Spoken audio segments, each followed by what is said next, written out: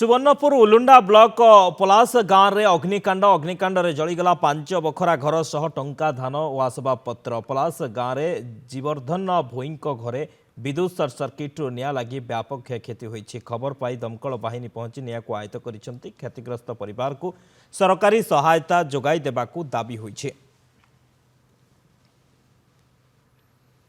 Manoj Mishra Sonpur reporter phone line रही। मनोज, अग्निकांड जलीगला 5 बखरा घर ए निया केमती लागिला, कौन सब क्षयक्षति होइछि?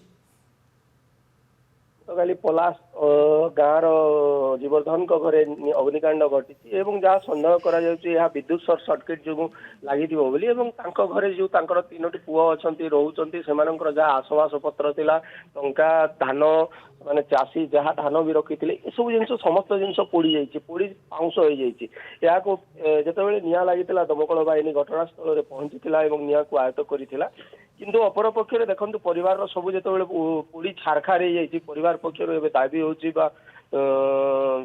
सरकार पाखे से दाबी कर क्षतिपूरण मिलू जहाद्वारा से पुणी चाष करें। ए सब जिन को देखी सरकार बा जिला प्रशासन से सहायता जोगाई देवा जरूरी हो पड़ी शक्ति।